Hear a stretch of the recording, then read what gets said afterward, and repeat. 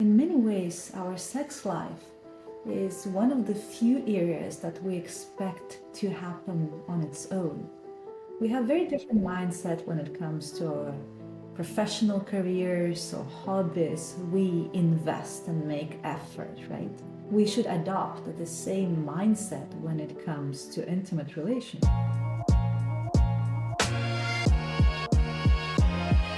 Hi, guys, and welcome back to Connected and Uncensored. I am your host, Michaela Overman, and today I am joined by a very special guest. I am joined by Anna Kelberg, PhD, psychologist, clinical sexologist, and published scientific author. So I will pop down below, don't worry guys, where you can find her if you would like to book in with seeing her or find any of the resources she talks about. But I personally found her through the Australian Institute of Sexology and Sexual Medicine. So if you are interested in working with any of the other sex therapists here in Australia, then I will also have them linked in the show notes below. So thank you so much for joining us today, Anna. It is such a pleasure to speak with you. Hi, hello everyone. Hello, Michaela. So lovely to be here. Thank you for inviting me. So Anna and I are going to talk about, I guess, what some would say is pretty spicy topics, but what we would say is pretty normal with the kind of clientele that we see. The way I describe it to my clients who sometimes are a little bit reluctant to speak about their sexual lives and sexual desires. I say, for me, it's kind of just like reading a grocery list. It's very normal, nothing shocks me, and it's just part of the everyday. And I would assume for you, it feels much the same. Oh yeah, I definitely think that my life perception is a bit skewed because every day I talk about sex, different kinds of sex, different kind of situation. It feels like it's the most normal topic to talk about, easier than talking about a breakfast. Yeah. At the same time, it is really a very, very natural topic for us. All of us came here through sex, and most of us do this, right? Yeah, absolutely. And so I guess the purpose of today's episode is that I would love for it to be something that is more natural for people to talk about and is less daunting for people to talk about. So Anna and I are going to be discussing all things from defining fidelity and non-monogamy and how relationships can potentially explore non-monogamy, and also talking about why intimacy and sexual intimacy is so important for overall relationship health. Hopefully, getting in there a little bit on how you can speak about those things either with your partner now or future partners. So, jumping straight into it, a Mm. question that I ask every couple that comes to see me is why they feel that intimacy is important to them. But as a sex therapist, I mean, why do you feel that intimacy is so important for overall relationship health and longevity? Hmm. Is it okay if I answer your question why intimacy is important to me? Absolutely. Love that. Well, while there are a myriad of reasons why people engage in sex and what are the benefits and all of that, to me, sexual energy is the vital energy. It's a driving force that makes me more makes me stronger, makes me more vital and vibrant, not only as a lover but as a human being in all areas of my life, not just in the bedroom. It's something that drives me forward, that makes me excited. This is how I see it. How what is for you? Share with me. Yeah, no, I actually completely agree. And I think a lot of you would have probably heard of Esther Perel, and she has this Mm. beautiful sentence where she says, "Sex is the antithesis to death." And that's how I view it. It very much helps me feel alive, and not just in intimacy, not just in the bedroom, as you describe. When you are connecting sexually, not only with your partner, but with yourself, it really does then kind of spread in a really positive way into other areas of your life where you feel more content, more excited, more vibrant and happy. Mm. And I think, Mm. you know, we I like this twist on it where it's not about, hey, let's talk about the scientific fact behind why sex is so important to relationships, because I mean, I'm happy to put those in the show notes. There is a huge amount of reasons why statistically and scientifically it's incredibly important for the longevity and the health of a relationship. But what I Mm. find so fun about this podcast so far is it's not just about the stats and, the kind of professional view. It's also about hearing professionals speak about it on a personal level. So I love that we kind of shared what it means to us, and hopefully people can kind of take that and go, all right, so it's much more than just something I should do. You know what I mean? Yeah, and I totally resonate with you. It's not about something you should do because sex has its own positive benefits for longevity, for your sense of well-being and the relationship and stress reduction only when it's something that is pleasurable and satisfying to you. And that's the Mm, key. When I talk with my clients about sex, it's never about sex itself. It's always about physical, emotional, relational pleasure. mm, mm. So maybe we could define intimacy for a moment then, because we're speaking a lot about sex and pleasure and intimacy. And I mean, my definition of intimacy in a relationship, especially, is more like a buffet. And I guess I really love for my couples to kind of not view intimacy or not view sex in a relationship as just penetration with a penis and a vagina, for example, but viewing it as this whole buffet of options. Being Mm, intimate with your partner and having sex with your partner is everything from laying and kissing naked, laying and kissing with clothes on, oral stimulation, hand stimulation, penetration, watching pornography together, one of you watching pornography while the other one is kissing you. There are a million and one different things that, in mm-hmm, my eyes, equate to intimacy and having sex in your relationship. And I mm, feel that having that kind of a buffet view really helps couples engage in intimacy a hell of a lot more often, because it's not just seen as this, I'm exhausted, I don't have it in me to have penetration, or I'm not turned on so I don't have an erection to have penetration. Any of these kinds of things, they get taken out of it if you're like, well, intimacy is all of those things. So I think mm. it's beautiful for how it can open up the opportunity for couples to have that kind of emotional and intimate moments. I mean, how do you define intimacy? You know, while I listen to you, what resonates with me the most is the agency that you give your clients, feeling that I define what is my sex, what it constitutes of, not only if and when I engage in sex, but also in what kind of activities and how do I like it, whether it's in the morning and the evening. And to me personally, sex is everything around sexual activity as well.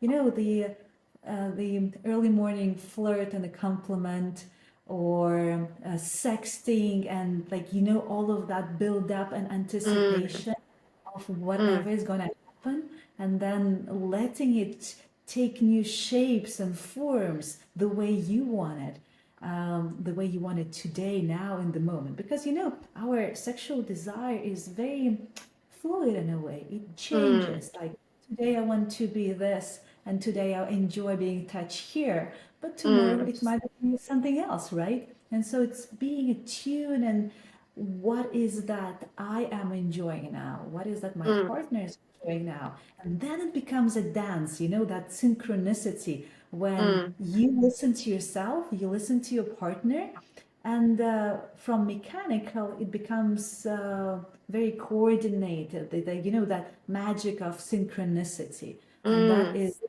beauty of sexual pleasure.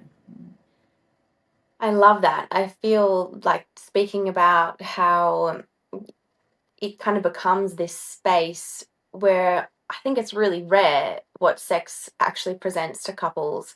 And it is actually a space where that shifting of power can change a million times. You know, it can change in one sexual encounter, it can change from sexual encounter to sexual encounter, but it's a beautiful space where your typical roles of your relationship, it can shift, it can chop, it can change. And like you said, you know, it becomes this like dance between two people.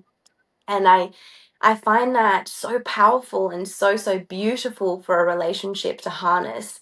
So Yeah. I mean, I personally love love that it has that ability, and I think it's very rare to have something that you can have that kind of dance back and forth in a relationship. And that's why this emotional connection is so crucial for a satisfying sexual experience. You know, we are not a, I don't know, we're not an appliance. We are not a washing machine that, you know, if you push Mm, this button, you'll get this cycle of washing. No, yeah. like today I enjoy this, but tomorrow I might want something different. And this is Mm, about emotional connectedness when you're able to recognize your own needs and wants, mm, mm. desires, and also listen to your partner. Yeah, absolutely. Do you feel that there are any questions or statements that you find yourself saying often to couples when you are seeing them for sex therapy? Because one I often say is individually and as a couple, what are your turn ons and what are your turn offs? And speaking to Mm. the point you said earlier of sex is so much more than out, you know, than in the bedroom, it's everything else. I often say to them, 99% of what you're going to say to me is probably nothing to do with the bedroom. So Mhm. that's something I love couples to answer. And I think it's ever evolving, you know, month to month, year to year, depending on what's happening in your life. And I think it's a conversation that should be revisited on a larger scale, you know, checking in on have your turn ons changed, turn offs changed, and checking in with yourself. Like you said, like what turns me on, what turns me off. I mean, what do you think of that? I absolutely love the idea of brakes and accelerator. What ignites my desire and Mm, what stops me from feeling in my optimal sexual mindset, right? I tend to take people even a bit further away from mm-hmm, sex in the beginning. I focus on pleasure. And you mm-hmm, know, in our culture, we oftentimes do not allow ourselves to spend much time in that pleasurable state. You know, rest and pleasure are considered a luxury. You have to mm, achieve first, and only then you can think of pleasure. You know, in my culture, and I come from a small European country, we say you rest when you die, you know. And instead, so I ask people how much time it is okay to allocate for pleasure in your life. And sometimes people say, none, or maybe 1%. And I say, well, what if it could be 20% or 30%? You know, we play with this number. Of course, it's very subjective and hypothetical, but still. And then when we um, come to a place where a person acknowledges that pleasure is an important component. What are the benefits of resting and experiencing pleasure in your life? All not all kinds of pleasures, not only sexual, non-sexual included. mm, mm, We start talking about ways. How do we experience pleasure? And there mm, are two ways. One is physical pleasure, and the other one is emotion. And so, physical pleasure we experience through five senses. And so, what I do, mm-hmm, I just ask them to list all of the things that they find pleasurable, that they mm-hmm, enjoy seeing, hearing, tasting, smelling, and touching. mm, And oftentimes, even this is a big challenge, and it takes time. Oftentimes, ask them to start journaling and mm, expanding that list.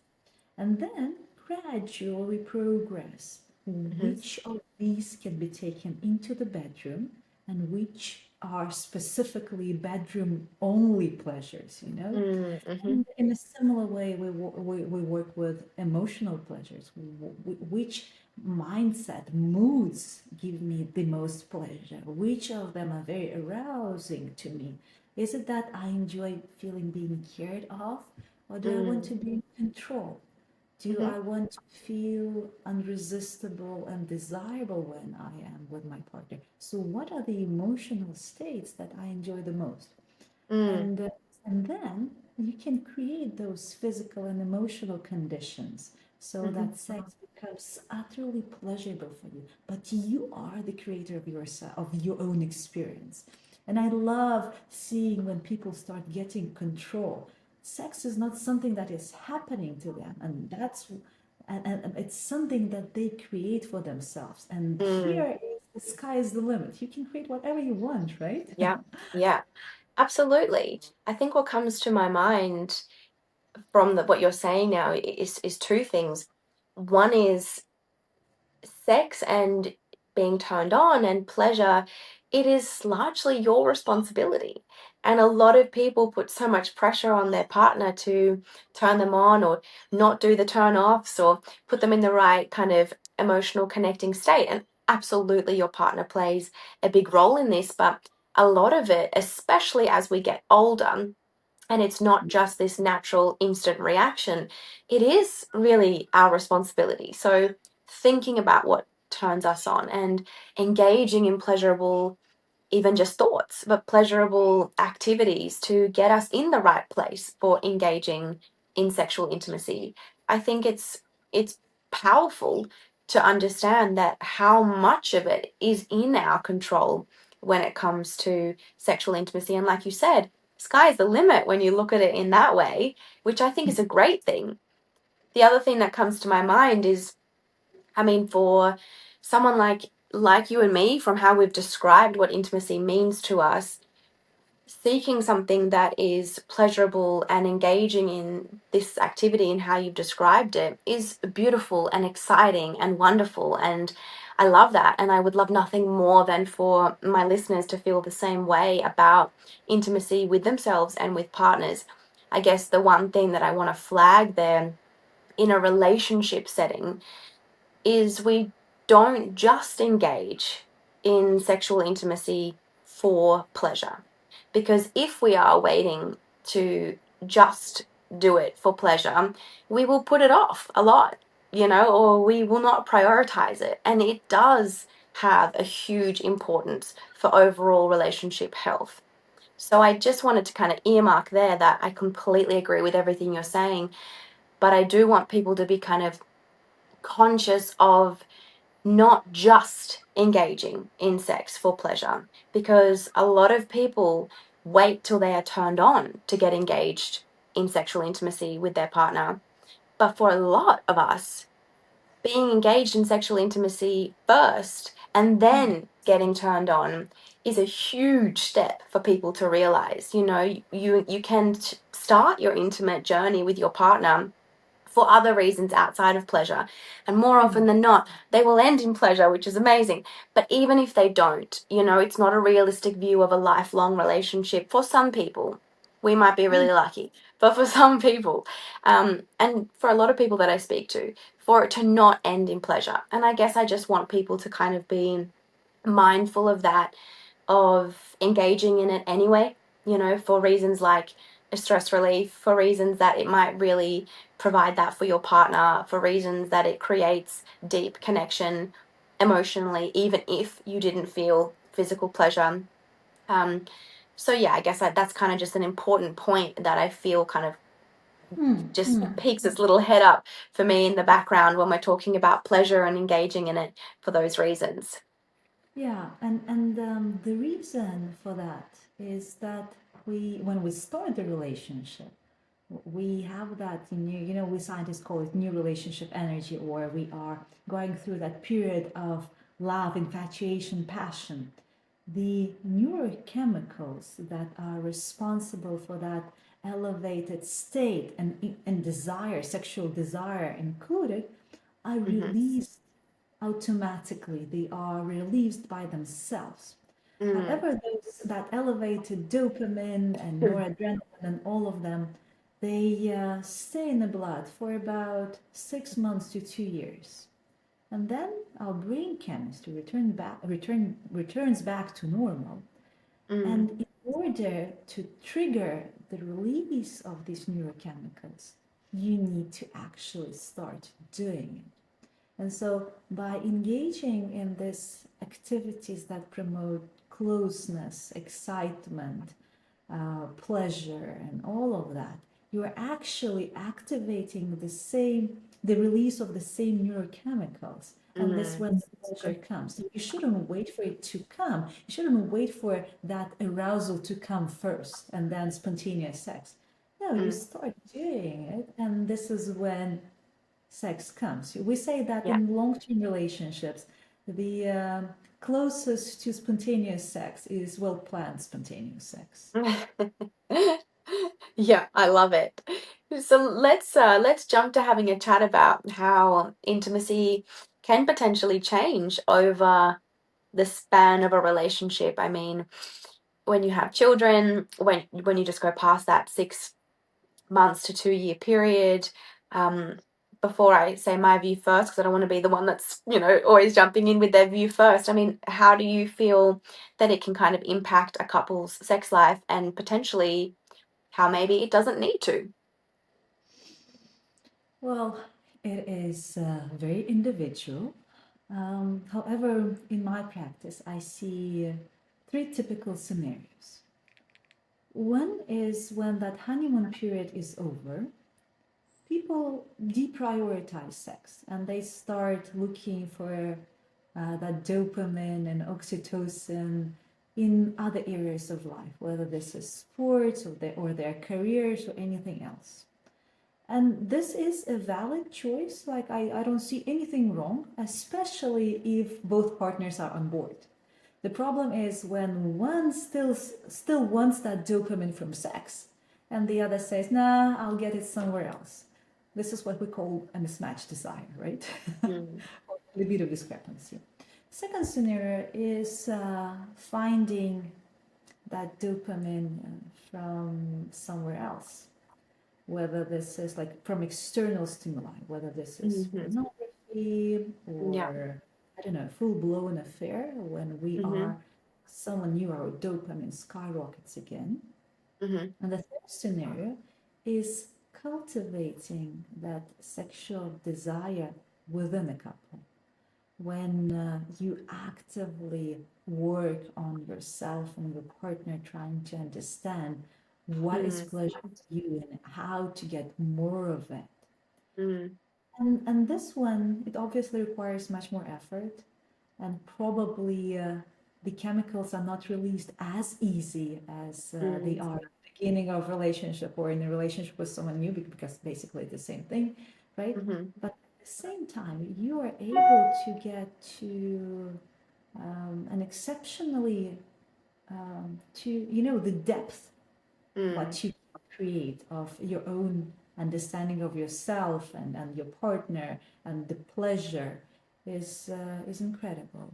And mm, so if this is the case, then I think neither the kids or getting older are an obstacle.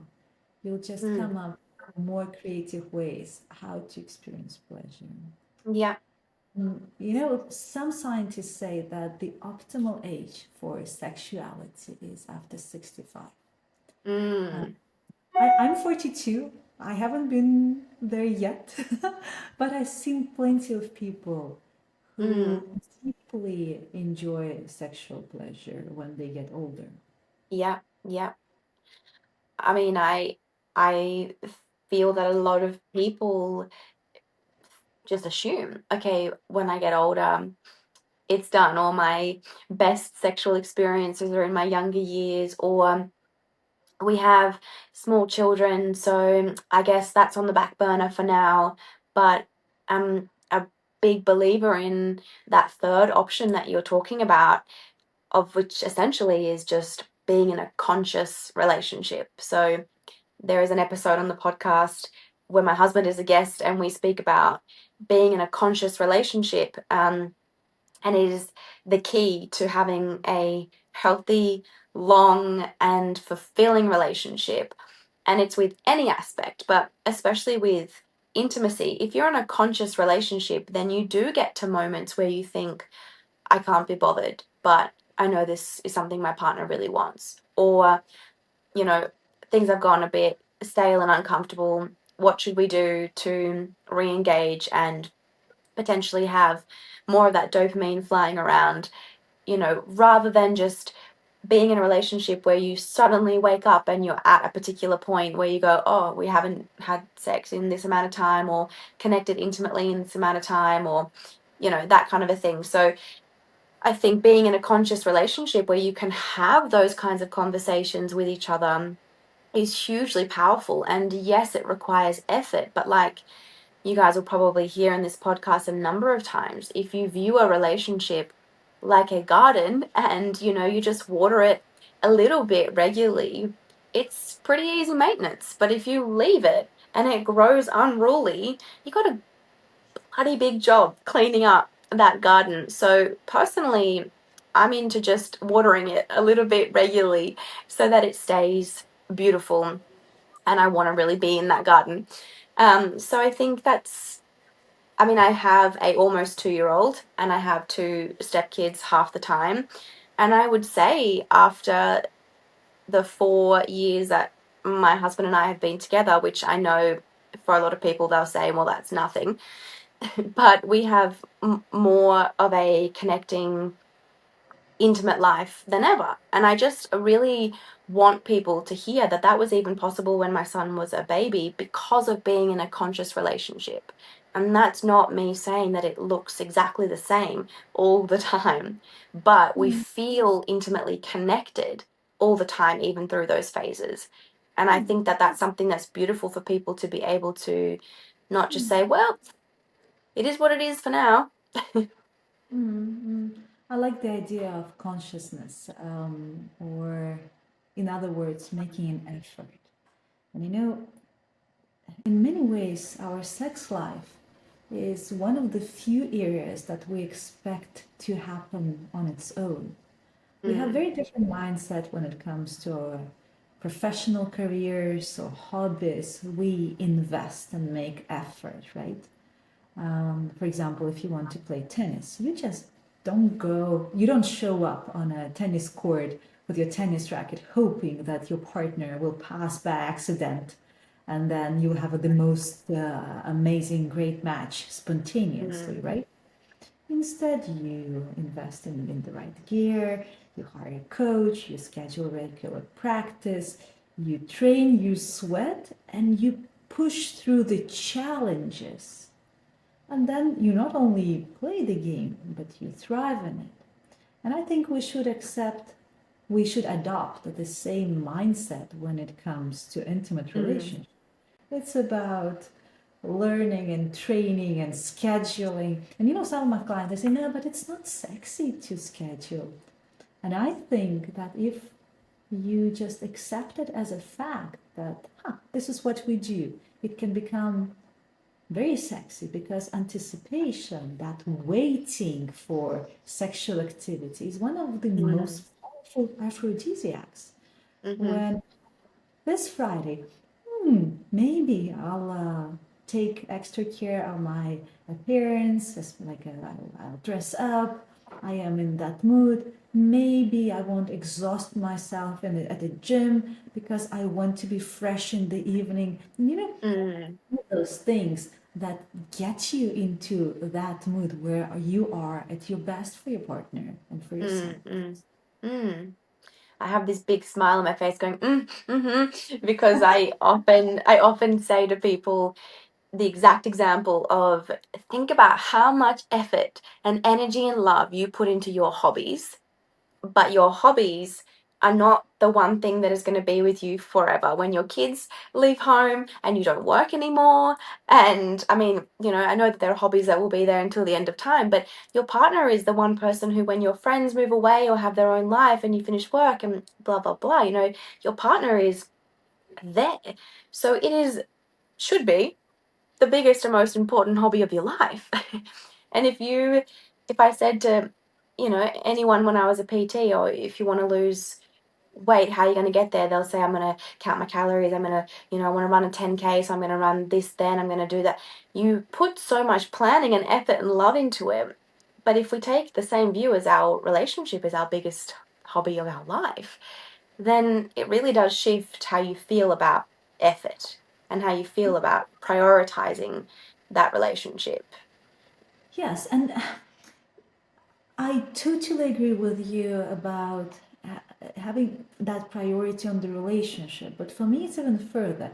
It's my relationship with myself, Mm-hmm. how I perceive myself, and I love to be in that state where I perceive myself, as Mm, as a sex goddess or something.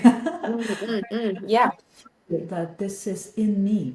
And as I said Mm-hmm. in the beginning of our podcast, it is a vital force that drives me further in all areas of Yeah. my life. That's Mm-hmm. the source of energy. And that I Absolutely. hope to stay forever. And that's why I want to water Yeah. that garden forever.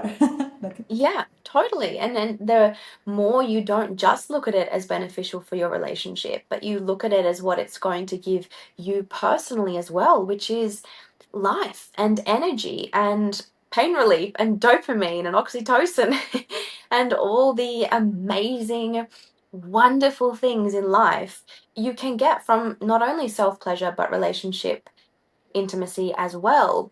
I think the more you can be mindful of that, the more you do it for yourself too. Like you said, putting in effort with how you look isn't necessarily for your partner to get turned on, because for a lot of people, their partner is going to be turned on no matter how they look. But it's also for yourself to feel, you feel sexy, you feel like a sex god, as you said. And I love that people can experience those emotions about themselves, and doing that individually and in a relationship is a beautiful part of life. Hmm. Yeah. Beautiful. So changing gears just to for the rest of this podcast, I mean, something that you've really specialized in and you do a lot of research on is infidelity and non-monogamy. And it's just a topic that I find so incredibly interesting for a number of reasons, but I would love to just dive in, I guess, in 2025, it's very hard to define infidelity because we have social media and it has changed the landscape. And for a lot of people, it's infidelity is my partner commenting on a girl's photos. And for a lot of people, it's my partner physically doing something with someone else. It's so broad. So, I mean, how do you help couples define that? And do you think that that is an important conversation for couples to have? Oh, yes. Well, first of all, yes, this is a topic that fascinates me a lot for different reasons. And I wish we had more time. And I think we can have a separate podcast on this topic alone. Mm-hmm. Getting back to your question, I totally agree with you that this is very individual and subjective, how we defined infidelity. For example, pornography. Is it infidelity or not? In many relationships, it is not, but in some, it is. But what if one of the partners is seeing a cam girl? How much it is different from pornography? It's still online, no physical touch, no physical contact. Is it infidelity or not? And what if it is the same cam girl for years? Mm, Uh, and that is still like no physical touch, but mm, it is a full-blown relationship. So a mm, relationship. And what if you're sending presents to that same cam girl? And mm, I've seen many couples who were arguing about what is and what is not infidelity in the mhm. moment of the aftermath of infidelity. Like, is Yes. kissing a university, high school sweetheart, is it infidelity or not? Mm, mm, 20 mm. years after. And I've heard many, many scenarios. Or, for example, I've heard someone saying that when it's on a business trip, when it's a one night stand, that doesn't count. Yeah, yeah, yeah. So, for myself, I came up with three criteria that I think define whether it is infidelity or not. Mhm, First of all, infidelity is something that is romantic and sexual in nature. versus, for example, financial infidelity. We also do cheat on our partners financially, but it's Mm. something different, right? So when we're talking about sexual infidelity, it has to be either romantic or sexual, sometimes Mm. both, sometimes one of them. To me personally, for example, if it is a relationship that is purely romantic, but I'm not aware of it, and it was done on purpose in secret, then that would be an infidelity, right? And people perceive it differently. There's one study that says that men are more afraid of sexual infidelity and women are more afraid of romantic infidelity. We don't know precisely. It's still something to be explored in science. And so, as already mentioned, the second factor, a criteria, is whether it is done in secrecy, intentionally secretive. Is it something that your partner was trying to hide from you, actively Yeah. trying to, right? And the third one, and probably the most important one, is whether whatever what was done, leads to the violation of trust if exposed. It's not just a birthday surprise. It is something when uncovered, it becomes painful. I've lost Mm. trust. And this is Mm. why infidelities are so painful, because they require to restore that trust in the relationship. Mm. Mm. It depends very much on a couple and Yeah. what kind of activities are okay and not okay in a Yeah. relationship Yeah. is very individual. And one of the problems here is that we very seldom talk about it. What is fine in my relationship? Is it okay Mm. if I flirt with Mm. I don't know, with a stranger, with a waitress for a bit without taking it far? Well, in my Mm. relationship, that's probably okay because he would come home a little bit excited, and I would be the main beneficiary for that. But in Mm. some Mm. Mm. relationships, that would be that same violation of trust. Mm. Yeah, What do you think? absolutely. Well, I like you mentioned that a lot of couples come and see you when they're in the aftermath of their trust being violated. And this is why I think it's such an important conversation for all couples to have, even if you have been together for a really long time and it's just not been something you've spoken about. I think it's hugely beneficial to define what is infidelity to you and what is infidelity to me. What am I, no, what am I, yes, that kind of thing. I think that's how you are having tough conversations, real conversations like that is the number one way to avoid infidelity in your relationship. So I think Mhm. have that tough conversation with your partner and have that clear, very clear definition before you're in the fallout. But I guess the other thing I would say is I have helped so many couples now come back from and thrive in their relationship post catastrophic infidelity and hugely damaging infidelity in long-term marriages, that kind of thing. And I believe that there is a way that couples can do that.